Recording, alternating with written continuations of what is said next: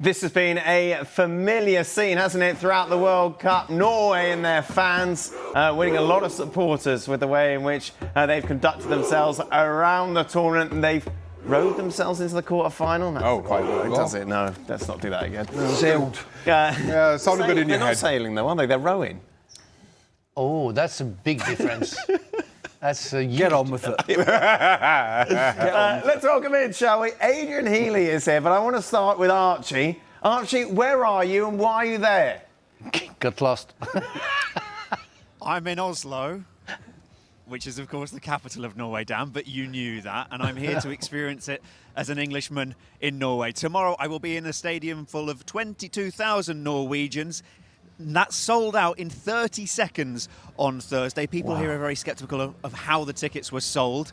But yeah, the people are very pumped. They are very polite about it, though. I've had people coming up to me and going, "Hello, where are you from?" "I'm from England." "Oh, okay, we think we will beat you. Goodbye." So it's been quite an experience so far. But ultimately, let's see what happens. I would call them polite assassins. Yeah. And yeah, I asked one guy, Thor, not Torre, as in Torre Andre Flo, Thor, like Hammer of Thor. I was speaking to him earlier and he was telling me how much he likes the team because they're so humble and how this team has got everyone on side. And then I asked him the magic question, of course, Dan. What do you think of Jan Åge Fjørtoft? Yeah. And there was a beat. I thought, oh, go on, say the magic word. Say who. And instead he said legend. And I was like, Don't but yes. tell Jan that. Would the Scots have responded the same if an Englishman was there? What? Amongst the Scots fans? If Archie would already been in pieces. I don't know where... he'd have been just limbs lying around. It'd be very much like train spotting. And we walk on him. Aid, where are you and why are you there?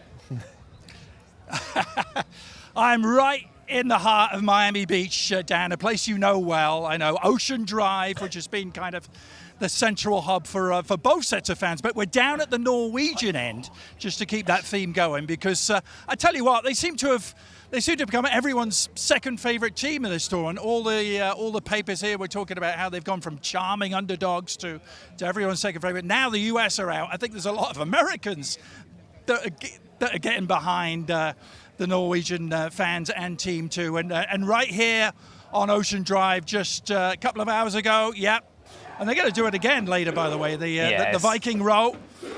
I'm not sure the Vikings ever rowed anywhere this hot, as far as I'm aware. I thought they always, Adrian, I thought they always patrolled some Adrian, some are you in front waters, of the Betsy Hotel?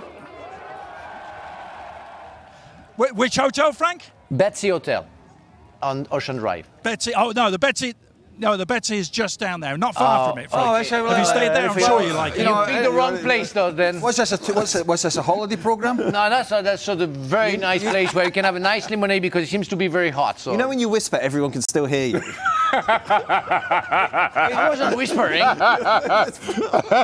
Adrian, I know. Shut up, Frank. Adrian, I know England had to contend with the altitude in Mexico, but at 5 p.m. tomorrow, put your meteorologist's hat on. How hot is it going to be at 5 p.m. tomorrow? Yeah, we need a forecast, Well, if it's like today, it's going to be melting temperatures. I mean, this is it.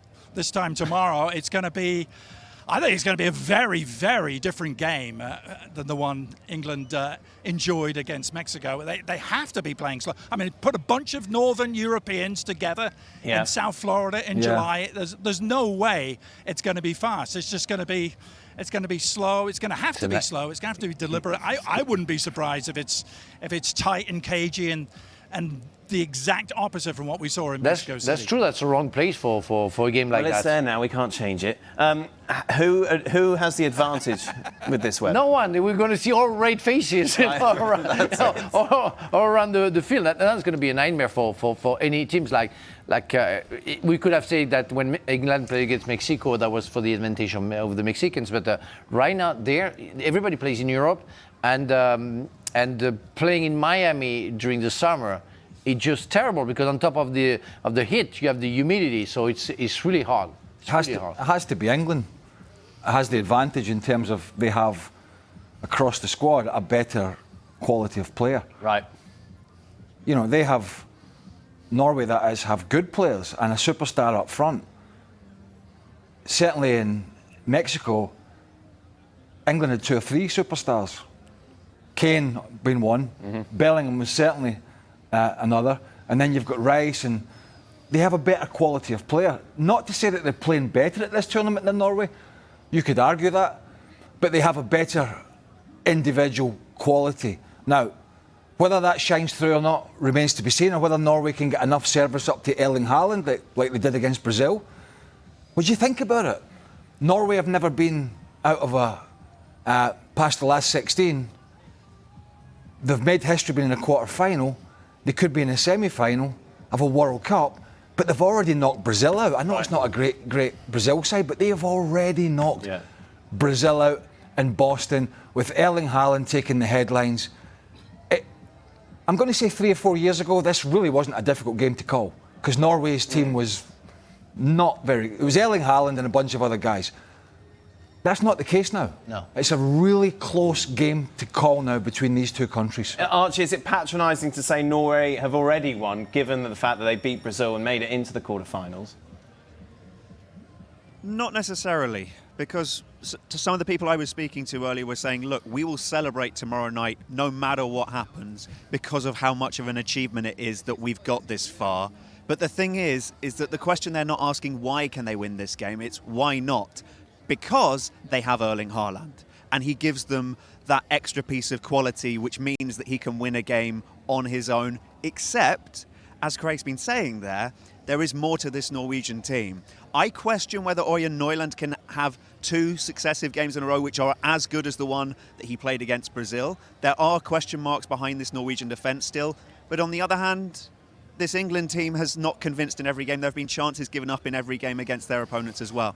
So it is a very difficult one to call, but here everyone is very much confident to believe why can't they overcome England given how well they've done in this tournament. I'm sorry. So I think it will be, for me, a disappointment if they don't go through. I mean, Norway? Norway, yeah, they've been exceptional during the qualification. So far, they didn't have anything to complain about. They've done the job, and really, they should unity and how they work together and how they end up their games. It's so far perfect. So why you cannot be ambitious and think that you can even win the World Cup? Because with that team and England, as we all agreed, has been united, I would say, against Mexico, but otherwise didn't prove anything. They weren't as efficient as the Norwegians. So for me, that's why I think. But they had 10 men. They were down to 10 men, England, and I think that's one of the questions going into this game as well. In the heat in Miami, is what condition are these England players in after that monumental effort in the Azteca, and it was at altitude with a man down for almost 45 minutes. Okay. You could easily say that I'm from Norway England. had pretty much an easier game. And they definitely had an easier game. Yeah, sure. And an easy-ish game, knocking Brazil out. Whereas England had a hell of a time to get over that line. So there has to be less in their legs than there is in the Norwegian legs, who are already a very athletic side as it is. Archie, are you making friends? What's going on? Yeah, we're talking when I'm talking there. What's happening? Oh, boy. This is Elias, who's just come and given me a Norwegian scarf. So out of politeness, I've put it on. Elias, I heard you say that you think Norway will not just win tomorrow, you think that they will... Win the World Cup, yeah. Okay, why? Erling Haaland and Ørjan Nyland. Oh, wow. You're not even mentioning Martin Odegaard anymore. I'm Arsenal fan, so Ørjan is my favorite player. But in Norway, Nyland and Haaland is the biggest player, yeah. Archie. Right now. And Archie, yes. Ask him if there's any small Norwegians. We have a question from the studio for you. Are there Odegaard any small Norwegians? Yeah, there are a lot, but I'm not one of them. We can see it. Elias, thank you very much for your time. Of course. Thank you so much. Cheers. Take care. One of the big Thank Norwegians is Erling Back to Haaland, you. who's been very much the superstar of this tournament so far. He's grabbed all the headlines, no matter where you are in the world, given what he did, especially against Brazil. It's hammer time. Here's the man himself. I think there's some clear favourites out there. England's one of them, so I think all of you should put every single pressure on the English lads. Put all the pressure on the English, Aid. Yeah, you know, the thing about him is not only how fantastically he's been playing with a smile on his face, almost the most relaxed I've ever seen Erling Haaland play. Just like this is all house money, this is all gravy, and he's become a sensation here. I mean, almost in the days leading up to this game, it's been like the paparazzi following him around Miami and Fort Lauderdale, whatever restaurant he's been eating in. Norway have been here all week. The two teams took different approaches. Norway had been here the whole week. England just flew in last night, but Haaland is turned into an absolute sensation and a superstar, and it's obviously, goes without saying, the key to England's success tomorrow. Can they cut down those challenges? You're not going to deny him complete chances during the game, are you? But if you can at least restrict that, you give yourself a good chance. He's very likeable. He is. You know what I mean? From on the pitch, the way you celebrate that second goal was so cool. From what he's been doing on social media during this tournament, there's almost like a kid element to it. Yeah, and it's incredible to witness from somebody that good. And we, of course, know Erling Haaland from playing for Manchester City and everything that comes with that. This is almost a different side to him. Putting on the national team shirt, representing Norway at the World Cup for the first time in what was it, 28 years, and how he's managed his stardom, how he's managed his presence with the Norwegian team, it really has been a joy to witness. Also, as somebody mentioned, Norway has, well, since Scotland left the tournament, Norway has become everybody else's second team, and there's just this good feeling around Norway, who they are, who they've shown themselves. Who was supporting Scotland? Everybody in Boston, for starters. Yeah, they were supporting the fans. Well, that's what I'm saying. They didn't want to watch the team. So now I'm just saying everybody is willing Norway on in the way that, well, they were hoping for the Scots. Maybe they didn't get it, but they're willing Norway on.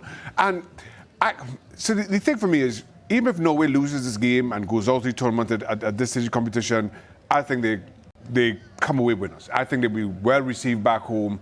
I'm not sure you can say the same about the English. There's a different kind of pressure that comes with being England and having to get to a semi-final, especially as one of the seeded teams. So there's an added pressure to England. But while the Mexico game was difficult, I think England learned a lot about themselves during that game. If you'd offered me playing the heat of Miami or the altitude of Mexico, I would have taken the heat of Miami. Right. Yet you go to Mexico, you deal with that altitude in the way that you do, I think you come away better for it. And we'll be getting predictions from everyone in the studio a little later on, but let's go to Aid, who really looks like he's enjoying the sun. Yes, you know I love the sun. I'm that classic Englishman, Dan, that used to dream of living in the sun, and now I get to live my dream. Yes, tomorrow it's going to be tight. It's going to be tight. I'm going to go.